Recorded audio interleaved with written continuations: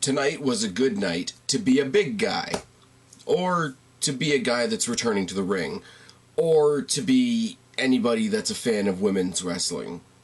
Lots and lots and lots of women's wrestling.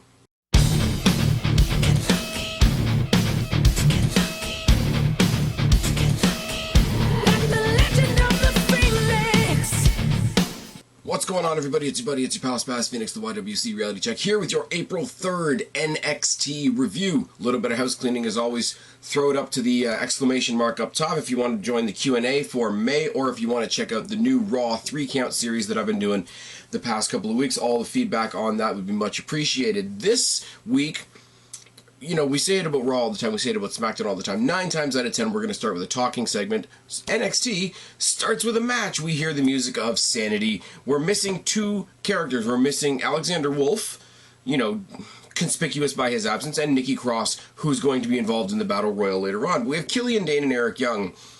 So I thought they might have been doing a tag match, but it was a one-on-one match. It was Killian Dane versus Danny Burch. Danny Burch, who's quickly becoming one of those guys along with a Ty Dillinger, a Tyler Breeze, a Dolph Ziggler, etc., who is impressing me week after week after week, but is also being used to make everybody else look great. You put him up against a guy like Killian Dane with a gimmick like Sanity, you know he's going to have a bad time. But this match, for what it was all right. Collar and elbow tie up and a press in the corner by Dane. He pulls him from the top rope and lands him flat on the back of his head and follows up with a lot of crossfaces. At this point, Burch, who's only been in the match for a minute or so far, already looks ragdolled, which is great. Forearms by Burch, wasteland by Dane, and a senton. He does the wasteland, and then he does the running senton, very, very similar to Bray Wyatt. At this point, we get the old Prince Albert style shave your back chant from the crowd, which I could do without. Shower of elbows by Dane. You know, the shower of elbows that Dolph Ziggler does, but with a guy the size of Dane. Killian Dane's a fucking monster. We've been saying on the main roster recently how scary it is that Braun Strowman is as big as he is, and he's also as fast as he is. Killian Dane is right up there in that realm, and he follows up that shower of elbows with a cross-the-ring running elbow. Back elbow and a pendulum kick by Burch and a drop kick. Headbutt by Burch. Drop kick by Killian Dane is terrifying. And then he hits him with the Ulster Plantation, which is a move that I haven't really talked about very much, but the best way I can describe it, and you guys know I always come up with probably the most fucked up ways of describing moves that I've never really thought about before, but it's basically an inverted muscle buster into a Michinoku driver. Killian Dane gets the obvious win, and him and Eric Young just stand there looking very menacing and scary, and let's be real, psychotic. Eric Young, you know, being the psychotic cheerleader on the outside was great, and no interference made Killian Dane look all the more powerful. I mean, obviously, look at the size of the guy. The guy doesn't exactly need help. And what is a guy the size of Eric Young going to do to help a guy the size of Killian Dane? But this was a good match. They made a lot of reference to his debut in the Andre the Giant Memorial Battle Royal. I will say one of the biggest misses of WrestleMania, one of the biggest missed opportunities, was to give the Andre the Giant Memorial Battle Royal to Killian Dane, to pump up NXT, to pump up Sanity, and obviously to pump up Killian Dane himself.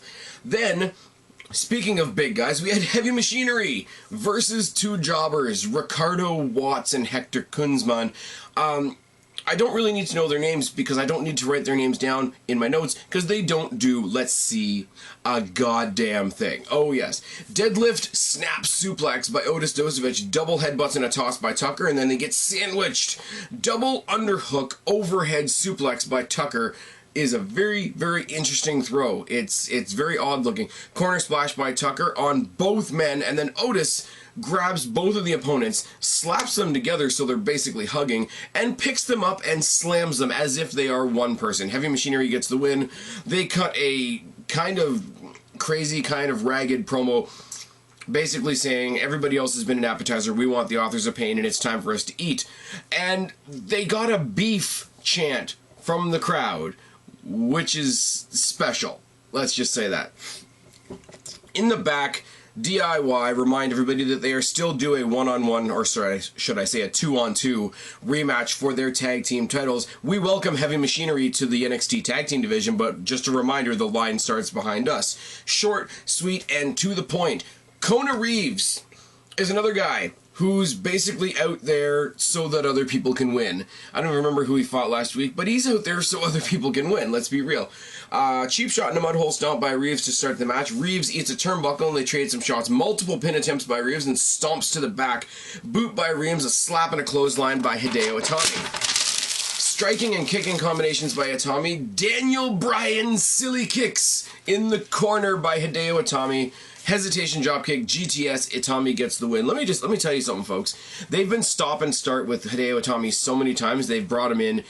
We're going to do something great with him. He got injured, brought him back. We're going to do something great with him. He got injured again. For somebody that's been that staggered, that stop and start, the NXT crowd has 100% adopted this guy. You know, we're going to talk about something else in a second, but basically he's getting the title shot in Chicago.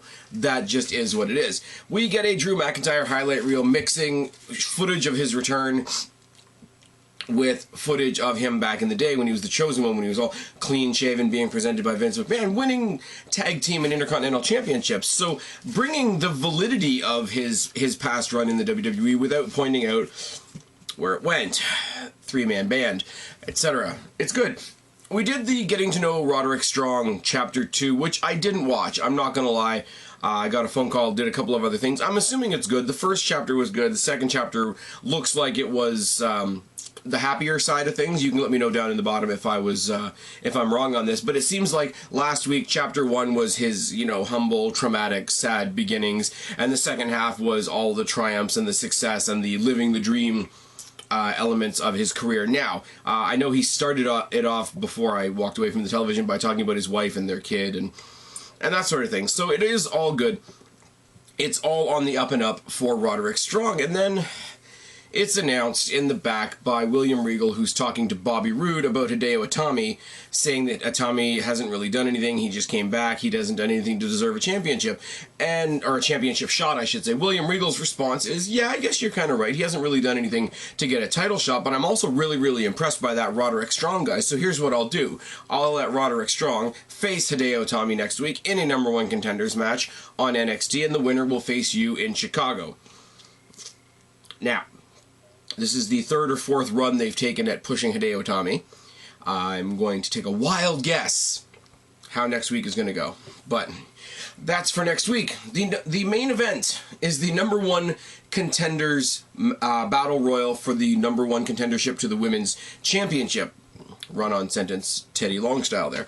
Not going to lie, there's all the girls that I like in NXT, plus some extras in this match. Not everybody got an entrance. And I'm pretty sure I didn't write down everybody's name.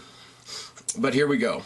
Lacey Evans, Ember Moon, Billie Kay, Peyton Royce, Ruby Riott, Nikki Cross, Aaliyah, Liv Morgan, Daria Berenato, Victoria Gonzalez, who's big, Candice, who's apparently a big deal because Twitter exploded, Rachel Evans, and Sarah Bridges. So all I've really got, guys, is the eliminations, because the battle royal, it's like an elimination chamber. It's like a multi-person tag match. It's a pile of people mess. But here we go. A good story that goes throughout the bulk of this match is Billie Kay and Peyton Royce having the advantage because they are a team in a division that has no tag team championship, but that's another rant for another day.